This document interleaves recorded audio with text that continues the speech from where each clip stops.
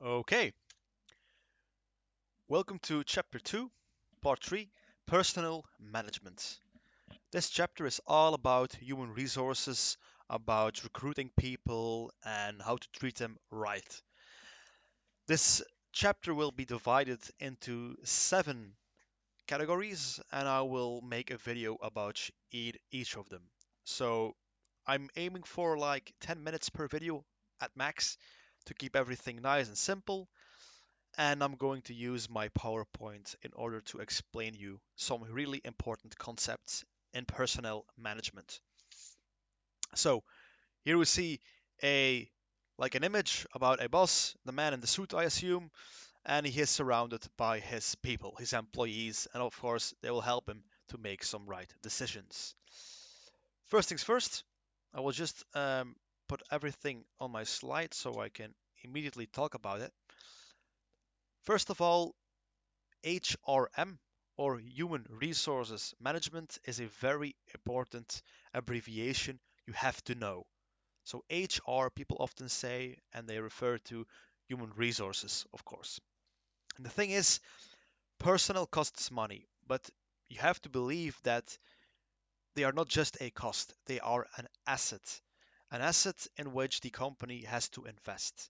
So personnel costs money, of course, but they also make your money.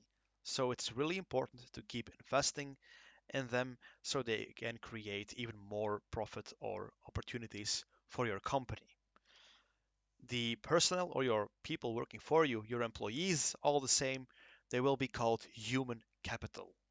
So don't think about money you can see or you can touch. No, these people, your employees, they are also called your human capital. Very important aspect of a company. The employees are expected to be flexible, willing to be schooled for life. Thing is, um, once you start working at a company, the thing is everything keeps changing.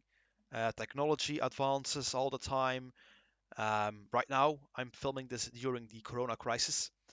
People have to be flexible. They have to be able to work from home. Some of us, like me right now, and we are expected to be flexible. What do I mean with willing to be schooled for life?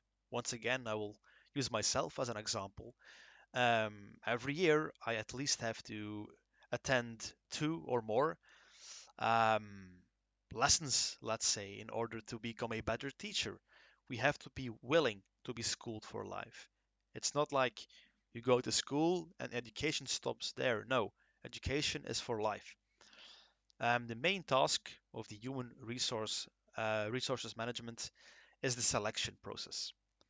And the thing is, a well-known saying is the following: the right man or a woman has to be in the right place at the right time. So you have to find someone capable of doing a certain job at the right time in his career or in your company's life. And this is not convenient. So some of you might already have been through an application process for like a job you do in your school vacations, and you might have applied already. So this whole procedure is handled by HR. So all of this goes for both current and new employees. It's not like once you're like in a company, that's where it stops. You don't get school anymore or something like. No, also current employees will be managed by the human resources. Okay. Now, task. Here we have it. So you are a part of the HR team. This is like a task I would give in class, but of course, right now it's kind of difficult to give this. The thing is, we've already done this in class, if I'm not mistaken, where you have received applications from several people, and you had to pick the right candidate. I'm going to skip over the slide right now since we've already done it. Once again, I'm going to use all my clicks here. Okay, so the goal of HR, you really have to know the goal, is you have to find a suitable employee and you have to make sure he stays in the company and delivers a good performance. So all of this is the goal of HR. Well, what do I mean with suitable? He has to fit the job. It has to be the right person for the job. He has to have a certain skill set um, needed for this particular job. Of course, he has to stay in the company because if you train him for like a couple of months, that means you've invested time and money in this person. And if he suddenly leaves because he's not feeling well in the company, well, yeah, that's a pretty big loss for your company. Also, he has to perform really well, which will translate into a better or a higher profit for the entire company in the end. Um, HR has evolved a lot throughout the years. Um, so you just have to know that right now, on the present day, there is a strong focus on expanding the possibilities of the employee. Um, let's say 100 years ago, the employee was just some piece of a big machine doing his thing. The employer did not care about his employee. And right now, it's completely different. Right now, there is a strong focus on the employee. He has to be happy, he has to be skilled, and be expanding all the time so he can deliver better work and perhaps feel better. Um, thing is, there are some remarks because some employees are being manipulated into a certain job, or they might even be like threatened because if they leave the company, something bad would happen to them. Um, so this is not healthy, of course. Employees are becoming more vulnerable because the current economics or the current state of the market requires a lot of effort from the employees. The pressure is high.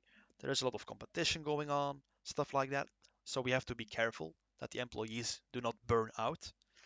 Um, there are also challenges that entail a certain amount of danger. Um, if someone burns out, this might be very bad for his mental health, which can cause pretty big problems in the long run. So HR also has to deal with these things as well. So um, the health of the employee, both physical and mental, are important. Okay. This is one of the last slides for this small part one. So every business should have or has to have, a strategic business plan. What are we going to do? How are we going to do it? Okay. And the thing is, she always has to look at the future as well. So, future oriented personal planning means okay, let's say we're going to expand, our business is growing and growing and growing. We will need more people. And the thing is, you have to start looking for those people soon or very soon, actually, before you actually plan to become bigger. So, once again, this very important line, the right man or woman in the right place at the same time. So you have to start recruiting before you actually, um, well, grow. Because if you're growing and you can't really find the personnel um, to hire, your current personnel might actually be placed under a lot of stress. As you can see, two dimensions. One is the demand, so we're looking for people. We want people. That's demand coming from the company. And the supply is the other side of the story. That could be also the current personnel, but also future personnel. Okay. Um, as you can see, at supply, development is important. For instance, um, people can get a promotion and they get a new place within the company. Future personnel availability, like retirement, if people from your company are retiring, you already have to find new people to replace them. So this is not convenient. What is important about this slide? Know that people or the HR management is doing this right here. So they have this plan. What if they are going to expand? Well, you have two dimensions, demand and supply. How are we going to deal with a certain lack of personnel and stuff like that? Okay, so I'm going to check out the next slide. That's recruitment. That's for part two. This is part one. Um, just know the goal of human resources rather. Understand this slide in particular, and realize that this job of the HR is or can be very difficult and is very important for the company. Okay, I will see you in part two, where I will be discussing recruitment. I will see you there.